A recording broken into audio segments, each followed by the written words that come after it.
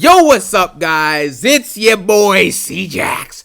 Back with another video, and CM Punk is your new WWE champion, and I have to say, I'm pretty conflicted on this because on one hand, it's very cool to see a WWE Championship change hands on a random episode of Monday Night Raw. It provides some excitement. It actually gives you something that actually happened. You know what I'm saying? That does matter in the long run, of course. Well, actually, maybe not with this booking because the show sucked outside of the fact that CM Punk is champion. And even that I'm not sure about. But on one hand, it's cool. On another hand, it doesn't make any sense. Because here's the problem. Why is it that Sami Zayn was forced randomly to defend his championship on Monday Night Raw, but for somehow, some way, nobody knows why, but Roman Reigns never is asked like this to defend his championship after winning it? CM Punk is the same way. When he was world champion, he was barely defending the championship. I think he was defended, twice against Balor, once against, AJ Styles, and maybe once versus Breaker, and then he had one versus Roman Reigns. So that's 5 defenses in, 7-8 months, bro, as champion, and he comes back after being world champion and is a WWE champion immediately, bro. I understand that because we get a title change, look in my eyes, what do you say? And because we had that, now the show's gonna get called great. Guys, the rest of this show, if you want to say the Punk thing was good, fine. Everything else sucked. It was boring, monotonous, repetitive trash that we've already seen before and you don't care about, and some of it was so bad. And we're going to break it down specifically with the Street Profits, Branito Breaker, who are completely finished. The Judgment Day, bro, yeah, with Io Sky, yeah. No one wants to see this. We've already seen it before. And Seth Rollins cut one of the most boring promos of all time. So much so that LA Knight came out and literally agreed with your boy, and probably a lot of us who are watching it. But the CM Punk moment, not only do other WWE champions like Cody Rhodes, for example, won it before Mania and defended it twice before he lost it to Sami Zayn. No one's asked to defend it immediately except for Sami because they wanted to rush to get to Cody and Punk, which is the biggest WWE championship match they can have for the title. Title changes are cool, but when they're not consistent, they don't make sense, and they're clearly just done to make a quote-unquote moment that we kind of already knew was coming. It doesn't work, and especially when there's no storyline or build to it, stop. And Sami Zayn, after 9 days, is now not the WWE champion anymore. And, I did predict the reign to end within the next couple weeks. I thought it would be done by Saturday night's main event, but they chose to do it earlier. It is what it is. Congrats to Sami for at least winning a WWE title, though, I guess. But the problem is, why is it always the biggest matches a random 50-year-old fighting against Cody Rhodes or some stuff like that? Why is it always something like that? And this is because they've built no new stars. And LA Knight literally talks about it in his promo. They give the same people the same matches and the same opportunities, man. And it gets infuriating. And I'm genuinely thinking to myself, what is the storyline actually going to be between Cody and CM Punk? We just saw them hugging up and loving up on each other the night before WrestleMania, and then after that, they're literally hugging up on each other again and promising each other they're going to fight for a WWE title. What are we going to be saying here? I love you, Punk. Punk, you want to compare your junk to mine? Because that's what Cody said earlier this year on his promos. We said Punk and Roman, let's compare our junks. That is the promos that you're going to be, those are the promos you're going to be getting, bro. Punk, you want to compare your junk? I love you, Punk. I need you, Punk. I respect you. I respect you, junk. What are we doing at this point? That's the thing you can say about all this. What are we actually doing? We're getting a championship change that we already knew was going to happen. As soon as this match was announced with Cody and Sami tonight, you knew that either Cody was going to win or Punk. Hey, credit to them. I didn't expect Punk to come back and win it tonight, but in order to do damage control and make sure that Triple H didn't get panned for having Cody lose the belt and win it right back for the second or third time, they had to have Punk win it. That's the only reason it happened. If there was no damage control or backlash for that, Cody would have won the belt tonight for the 4th time. Internet isn't real. Obviously it is. And Punk winning basically renders WrestleMania, both of the main events are essentially meaningless. Nobody who won a championship at WrestleMania, at least in the main event picture, is still champ except for Roman Reigns. And he was fighting CM Punk. And now CM Punk is the WWE champion, bro. So what was the point of Punk and Roman if right after he beats Punk, Punk's now champion again? Cody beats Orton. Now Cody doesn't even have the belt. Orton doesn't have a belt. So what was the point of that? There is no point because it's the same people recycled in the main event scene. I made a video about this last week. It gets to a point where, yes, you have to make big matches for SummerSlam. I get that. But at some point, can we tell a great story? Can we have a great build? Can we actually have a championship reign that has a multitude of great things happening for it? Because if not, we're going to get this same stuff. Random titles changing on a Raw, random moments happening, quote unquote heel or face turns like from Maximus Dupree. And everyone says, this is awesome. This is awesome. Why? Because he got championship changes? Wow, what a championship change. That's all Triple Fraud can do is random title changes and random booking and random moments so you can forget about the goy slop that you win. Take a sip of the Bayesian first, huh? Little Sprite cup there. Now, we open up the show with Codarius Rodington backstage talking to Sami Zayn. Sami Zayn walks in. He's super excited with the championship, and he basically says, you know what, Cody, I already know what you're going to think tonight, that you can just waltz back in and win another championship, and that's just not what we're going to do. We're not doing that, okay? I'm going to beat you tonight, and I'm going to show you that I am the champion and that I'm better than you. Then after this takes place, Cody says, yeah, you kind of guessed what I was thinking, and I agree with all of those sentiments. Gunther then shows up randomly, and Goonjobber then beats up Cody Rhodes and slams his head into a car door, which makes him unable to compete in the scheduled main event match between him and Sami Zayn. This is problem number one. Why in the world is Gunther attacking Cody Rhodes? Number two, why is Gunther then telling Sami Zayn, you are my problem now and I am your problem, when he's supposed to be having an issue with Nick Aldis, who is backstage and doesn't even have any physicality with Gunther? It makes no sense. It doesn't even carry over from the idea of Gunther potentially fighting Nicholas Aldis. Ridiculous. It doesn't make any sense, because you guys know on SmackDown there will be zero follow-through with Gunther and Cody Rhodes, or Gunther and Sami Zayn most likely. I hope I'm wrong, but that's what's going to happen. We're not going to get any follow-through with what Gunther did. So does that make any sense? Absolutely not. We move on to the opening segment. Seth Rollins goes out into the ring and cuts one of the most boring promos of all time, and comes out there and says the same stuff he said last week and the same stuff that he said in and outside of the ring for many, many years at this point. He basically says that Roman Reigns is not here tonight because he couldn't be bothered to be here. And quite frankly, I can see why Roman Reigns wouldn't be bothered to be here, but I really do wish Roman Reigns was here for tonight's show. At least cut a promo or do something with Rollins. But now that I think about it, the promo that LA Knight cut, I mean, I don't think that either Roman or Rollins is going to come out tonight and cut a better promo than that. But that's besides the point.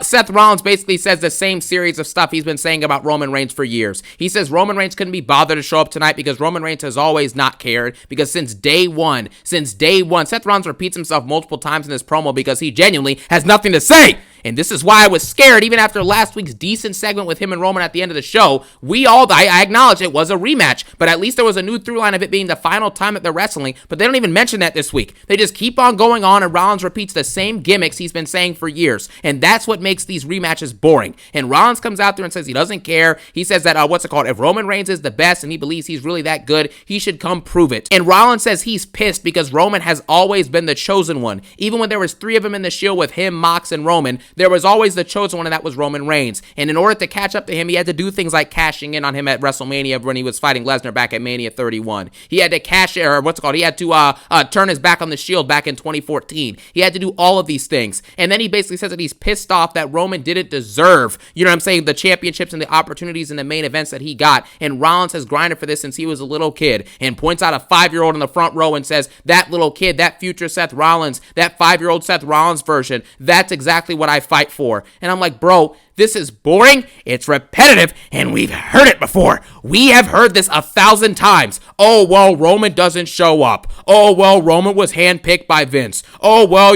Roman Reigns has all the main events. He has all the world titles. And how many times have I said it doesn't matter? You know why Roman Reigns was the person to get the world titles and Seth Rollins wasn't and these other jobbers weren't? Is because Roman Reigns is the best of all of them. And that's why the cream rose to the top. Vince saw it. Vince McMahon has seen every single major star in the history of this company, and you think that he would randomly just misfire with Roman Reigns, which he surprisingly did for some years before Roman turned heel, but still, he knew Roman was eventually going to become the top dude in the industry. Everyone already knew this already, so don't be surprised and rehash the same gimmicks like CM Punk did. Oh, well, Vince chose you, man. He chose you, man. He chose him because he's better than you. It's as simple as that. You know what I'm saying? It's as simple as, why do you think that Vince McMahon, quote unquote, chose John Cena? Why do you think that he chose someone like Randy Orton or these other people, like, Rock and Austin, like the greats, the Undertakers, the Shawn Michaels, the Edges, the reason why is because they're just the best that he has available. You know what I mean? And that's just what it is. We move on from this, and finally, after this boring segment that the crowd was completely tuned out of, by the way, the Chicago crowd were in and they're tuned out, LA Knight comes out, and I'm so happy that he came out, man. Thank God, for LA Knight coming out here. By the way, I don't know why I'm randomly bringing this up, but Sheamus did leave WWE, And I have to say, man, it's unfortunate, obviously, with the contracts, they probably asked him to take a pay cut, but when Triple Fraud has you in catering, fighting over a vanilla cheesecake for 2 years and doing absolutely nothing on TV, I honestly forgot sometimes that Sheamus was even on the roster because he never was featured doing anything. And it's not like the shows would benefit heavily from him being there, and they didn't really benefit without him not being there. So either way, it was over, and it was time to move on. I'm glad he left, and I'm glad the New Day left so that they can hopefully do something cool in AEW or somewhere else. But just wanted to quickly touch on that because I didn't make a video on it yesterday, and I almost forgot to bring it up in this video too, so there you have it. Anyways, after this takes place, LA Knight comes out there to talk to Seth Rollins and basically cuts a banger promo in my opinion. This is a great promo, and it seems like he just spoke from the heart. He says, you and Roman Reigns came out last week to glaze each other and to talk to each other and to compliment each other and say, little brother this, little brother that, little brother this. You know what I'm saying? It's pretty funny. He was putting the emotes with it as well. And he basically says that you both glaze each other to promote a nostalgia act that we've already seen before, and I'm tired of it. And now you're at it again, boring the entire audience, bro. And LA Knight says that Roman and Seth bored the audience last week, and now Seth is coming out here to do it again. And he says he's simply done with all this nonsense. I'm tired of the fact that you just get to come out for the 1,000th time and win so many world titles, I'll never catch up to you in that aspect. But you come out here, you compliment Roman, and then you randomly get a championship shot, which is dumb. And then he mimics it. He's like, little brother this, little brother that. Why don't we get the same haircut? You get the same haircut. We get the same haircut. Just a bunch of really funny stuff, man. Really great. And then he basically says that you guys are the biggest bores in the entire business. You keep on coming out and doing and saying the same things while guys like me get pushed down by people like you and Roman with the bloodline right now. And like you did with the Vision, you always do your best to keep people like me down. And I will not stay down. You know what I'm saying? And the crowd is chanting. They interrupt LA Knight to give him massive pops, and the crowd was super into it, man. This is a great promo from Los Angeles Knight. This is the LA Knight that I've been hoping for years and supporting for years to get a push by this company eventually and get out of the Paul Levesque purgatory. You know what I'm saying? So this was simply brilliant at this point. LA Knight says all of that. The crowd chants and interrupts him because they loved it so much. I loved it. I was even popping, you know what I'm saying, in my own crib watching this. I was clapping my hands like, man, this was awesome. Then he basically says that he was in the lead when WWE was doing their big boom a few years ago. Not necessarily Roman Reigns, who was, taking his breaks or whatnot, but was still obviously the biggest star. Rollins was one of the biggest stars, and he even shouts out Cody Rhodes, saying Cody was one of the biggest stars as well. But he says that he was the one driving and shaping his own path and getting mega over and winning over the fans. And he never got anything for it, basically, is what he's saying. He's speaking from the heart, telling straight facts. That's what he's doing. And he says again that it's time for him to get a world championship. And Rollins says, I can't focus on you right now, LA Knight, because I have to take back the time that you never lost. Yeah. After Rollins says that, he then says when he wins the championship from Roman that LA Knight will be first in line to get stomped out. Promo ends. LA Knight did a great job. Rollins was boring. Simple story of this segment. You heard everything that was said. LA Knight was telling a good story and actually brought some emotion to it. After this takes place, though, as per usual, LA Knight is brought back down to earth immediately by getting super kicked by Jimmy Uso. How many times is this guy going to get laid out by the bloodline, bro?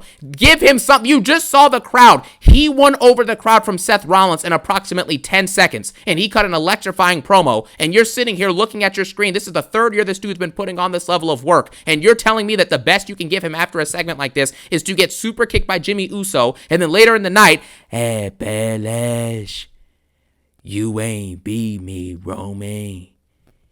And Belash, LA Knight think he cool.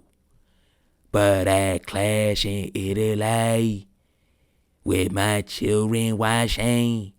I lost to you, Roman. But I'ma go get LA Knight for you, though.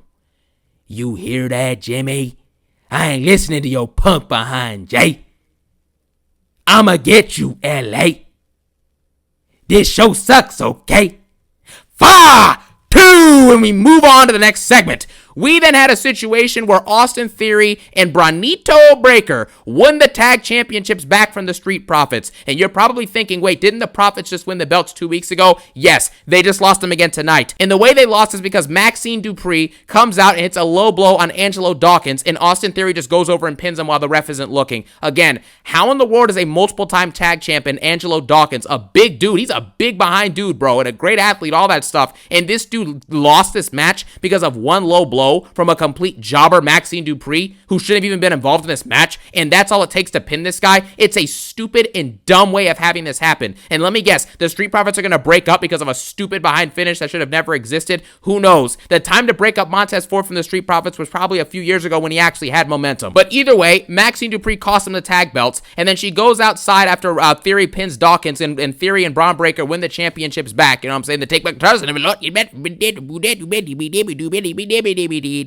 After this takes place, you know what I mean? What's called Maxine Dupree kisses Austin Theory, and I guess they're now a full-on relationship. They're now going to be a new couple we have, right? Just like the couple of Dominic Mysterio and Liv Morgan that totally has not been boring and stale for a year and a half, 2 years at this point. Anyways, we move on from this. We have new tag champs, and the Street Profits again have another wasted championship reign. And what were the exact words I said when the Street Profits won the belts a couple weeks ago? This would be a wasted reign and a complete waste of time, and they would have a rematch with the Vision within the next month or so. And lo and behold, they had a rematch and they lost the belts, and there will be probably another rematch to this, and who knows what will happen with that. But the bottom line is Maxine Dupree has now joined the Vision. No one cares. And another thing is that Braun Breaker looks like a complete jobber now. This dude went from fighting for world titles at the beginning of the year to now being a lackey who's just hoping that he can win Paul Heyman's approval and going out there and winning meaningless tag team championships, bro. They literally played a little mini teaser for season 3 of Unreal, saying dudes like Trick Williams, Braun Breaker, and Oba Femi were the future of this business. Why is the future of this business losing to multiple people who are on the older end of the roster and then proceeding to win meaningless tag belts? Why? Why? Why is that happening? Can someone please explain how that makes sense? It's stupid, and we should not be seeing someone like this, and even someone like Logan Paul, who's young and has potential, even though he's injured, obviously. He's obviously going to be one of the bigger heels in the company by far, and this dude literally is out there doing lackey jobber nonsense. It's ridiculous. Braun Breaker's been doing this for a year, and it's completely lost his stock value, and he's a jobber after he lost a feud to Seth Rollins anyways.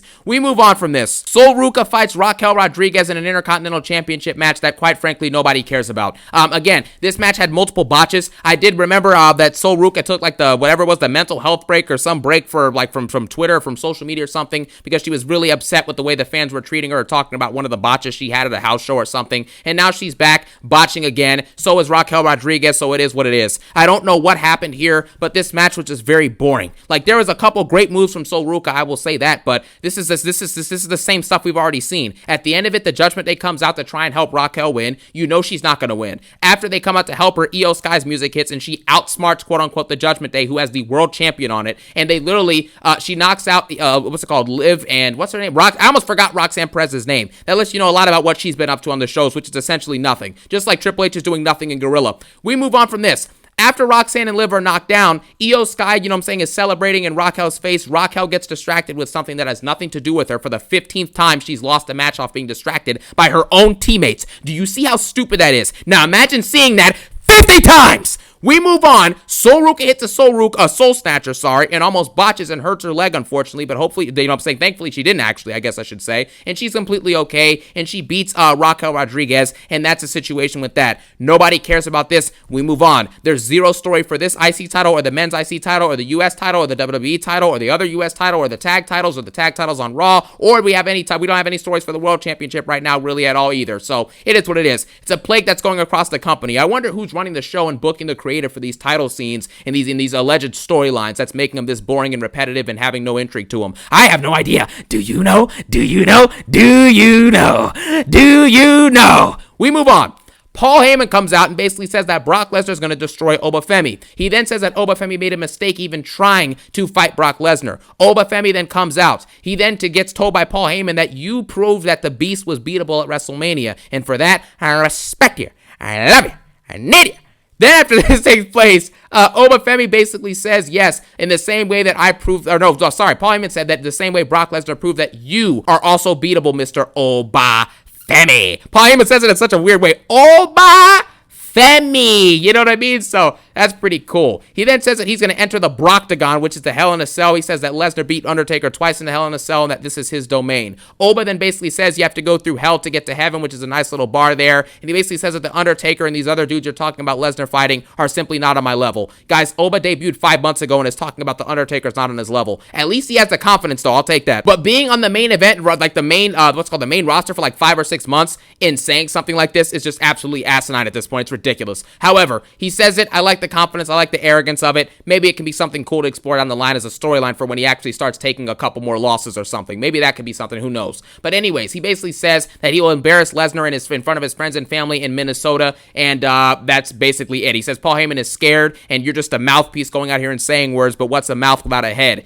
Basically alluding to the fact that I guess he could rip Heyman's head off if he wanted to, I guess, because Lesnar's not there, and that's literally the end of that. No real words for this. The segment was okay. Like, it's not a terrible segment, but it doesn't do anything to get me excited for this match more than I already was. Or even, like, if anything, it even ruined my hype a little bit, you know what I'm saying? Because, like, who cares about any of this? We move on, and we get an Intercontinental Championship 2v2. Chad and Dragon Lee. I be walking through the play. Chop, chop, chop. Let it chop, let it play. Chop, chop, chop. Dragon Lee and Chad Gable lose to Rusev and Ethan Page. Dragon Lee gets tapped out by Rusev, and there's a big brawl, yeah, with Joseph Hendry, who appears out of nowhere after the match is over. No one cares about any of this. Ethan Page and Rusev then stand tall after a big brawl segment, and I guess they have to do this after making Ethan Page and Rusev look like jobbers for like 2 months straight. Now they have to finally make them look like actually imposing heels, so I guess this had to take place. I don't know why two heels are teaming together with each other and laughing and smiling, even though they have to fight each other next week, and a number one contenders gauntlet thing or whatever, some type of like battle royal, whatever it is, you know what I'm saying, multi-man match to see who's going to fight for the IC title at SummerSlam versus Pentagon. And again, that's another reason why the Sami Zayn situation just simply makes no sense. Why does Sami Zayn have to randomly defend it, but then you're doing actual tournaments and stuff to get matches? It's everything LA Knight said in his promo is just complete facts. You used to have to earn championship matches and stuff like that. Now the company just picks and chooses who's in the spot, and LA Knight's always being held down. Another way that we can just allude to that promo, because we're probably about to again. Sami Zayn then comes out because it's been alluded to that they're going to find a mystery opponent for Sami Zayn and a mystery challenger. And lo and behold, obviously the mystery challenger was CM Punk in Chicago, okay? CM Punk comes out and he has a match with Sami Zayn. The crowd's hyped for him. I wish they would have just had him show up and appear, you know what I'm saying, and not done this whole walkout, because that kind of ruined the pop and the big moment reaction for it, but whatever. CM Punk comes out and has a matchup with Sami Zayn for the WWE Championship. Sami Zayn like slaps him in the face before the match. They're trying to like really sell like this is some like blood matchup or some stuff like that. Everyone knew Sami was losing as soon as this was announced. Sami Zayn then goes out there, you know what I'm saying, they have a match. It's a decent match, like it's not awful or anything like that, but again, I'm conflicted. It's like, okay, CM Punk, like, let's go through this real quickly. CM Punk inside of this match basically got like jobbed out for a decent portion of it, and then they did a thing where he just comes back. Like Sami Zayn and him were throwing like brawls, like hand for hand, you know what I'm saying, hitting each other and stuff like that. Punk did look a little bit gassed in this match because I guess it's been a while and he's a little bit, you know what I'm saying, rusty, I guess you could say. But he's out there, you know what I'm saying, fighting against Sami Zayn, and Sami Zayn has the upper hand. He hits a Blue Thunder Bomb, Punk kicks out, which makes sense obviously, and then he hits another Blue Thunder Bomb and then 2 GTSs on CM Punk, and then Punk just kicks out, and literally like 30 seconds later he's throwing punches at Sami Zayn, gets the upper hand on Sami Zayn, hits Sami Zayn with a haluva kick, you know what I'm saying, takes his finisher. There's a little block, like I think Sami blocked one of the haluva kicks or something, and then Punk hit a GTS and the match was over. And I'm just like, okay, what? And also earlier in the match, Sami Zayn did the same roll up he did on Cody Rhodes that Cody Rhodes just couldn't get out of, and then CM Punk randomly got out of it. Doesn't make any sense, but whatever. After that takes place, you know what I'm saying, like I said, Punk hits Sami with his own move, the haluva kick, and then hits a GTS, and the match ends. CM Punk wins the championship. Again, I get it that Punk has to win. You have to get to Cody and Punk, which is the biggest match you can possibly do for SummerSlam. But the storyline has to go along with it, and it has to make sense how we get there. And this is clearly forced out of desperation for them needing a somewhat big match to have at a show. That's all this is. There's no real reason for this actually taking place, and it leaves us back where we started the year. Punk is world champion, and who else was world champion? I think it was Cody. Yeah, Cody was champion, and Punk is champion. And now, we had Drew McIntyre for a little bit, but then out of nowhere, we got, you know what I'm saying, Punk and Cody Rhodes were champion again. And then it was Roman Reigns and Cody Rhodes. Now it's going to be Punk and Roman Reigns. It's the same 3 or 4 dudes just cycling through the championship picture. And after a while, you get tired of it. I'm not saying that you need to have hot potato. I'm not even really against hot potato championship reigns as long as it's actually doing something and providing entertainment. But at some point, you have to have some type of storyline or intrigue or reason for these title changes. It can't just keep shuffling hands of the top 3 or 4 dudes that you have right now, and there's just no rhyme or reason to it. It's getting ridiculous. It's the same way that the tag belts just keep shuffling through the same teams. The Street Profits in the last year are 2-time tag team champions, and they took like a 5-month break and they're still 2-time tag team champions. The Vision are now 2 or 3-time tag team champions. Who even knows? You get what I mean? Like the War Raiders are the AAA tag team champions. Damian Priest is a tag team champion. He already won one a couple years ago with Balor. Like it's the same people winning the belts in every single division. And after a while, Rhea Ripley, look at Rhea Ripley. She's multiple time world champion in the last 2 or 3 years. Like, how many times are we going to do this? Build new stars. We get it. We have to have title changes, we have to get these big matches, but you have to do it at an actual, you know what I'm saying, storytelling premium. It can't just be this person has to win because we need to get to this match. Someone else has to get put over. And that was the moral of LA Knight's opening promo, and this, literally, the ending of this show proves it. Random 50-year-old comes back, you know what I'm saying, it is CM Punk, right? But in the storyline, it's a random guy coming in, and he's just winning a championship. That's literally all it is. Seth Rollins comes out, glazes Roman Reigns, he's gonna go have a world championship match in the biggest stage of SummerSlam that we have, which is probably night 2. So, I don't understand this, man. Like, part of me is like, oh yeah, you know, Cody and Punk, there could do some, you know, some good storytelling here, but when you think about everything else that was said and how they actually executed this, it's just sad. It just shows desperation, man. And we should have situations where Oba can win a WWE title on a random Raw, or Brock Lesnar can come back and win a title on a random Raw, or Randy Orton can show up and do it, or maybe a Kevin Owens if he was healthy or something like that. You know what I mean? Like Trick Williams randomly doing it. Even Braun Breaker randomly winning a WWE title would have been probably better than this. I mean, even if Braun drops it in a couple weeks or something, you can still get to Cody and Punk regardless, with or without the belt. At some point, you have to add prestige to anyone else on this roster besides 3 dudes who have been established for years. Whatever, man. I don't know. I don't know what to say about this, man. I'm not excited for this, and one championship reign does not make up for the rest of the goy slop we got in this episode. We got a boring promo, a stupid match for the tag team titles that made no sense and that nobody cares about. Sol Ruka then had a match with Raquel that was largely forgettable and will never be talked about again. Paul Heyman and Oba Femi had a promo that will never be talked about again. The Intercontinental Championship picture on Raw had another brawl segment, which we're not going to talk about again, and CM Punk won the championship. That's literally all we have. What are we supposed to say about this, man? This is the same goy slop Raw with a WWE Championship change added to it that isn't really great. It's not bad, but it's not great. And so that feeling of being in the middle after watching a 2.5 product that's been garbage all year, and garbage for the last 1.5 years, really, plus at this point, it's not going to cut it for your boy. But that's just me. I'm sure a lot of people will like this, but again, you just saw Punk hold the belt for 7 months. Then he takes a break, comes back, and is just rewarded with the other World Championship. I mean, how is this exciting? How is this going to be intriguing? You know what I mean? So that'll just be up to the creative team, which is absolute garbage to figure out, and we know that's probably not going to happen. And even someone like LA Knight, bro, like, why couldn't he just come out later in the night and win a championship or something? Like, just little things like that, man. If you're going to give people these moments, give it to people who haven't done it before. But again, that's not what they're doing, so whatever. It is what it is, man. But I thank you all for watching. You know what I'm saying? Let me know what you thought about this Raw in the comment section below. And I thank you all for watching. Have a phenomenal day. Peace out. In one love.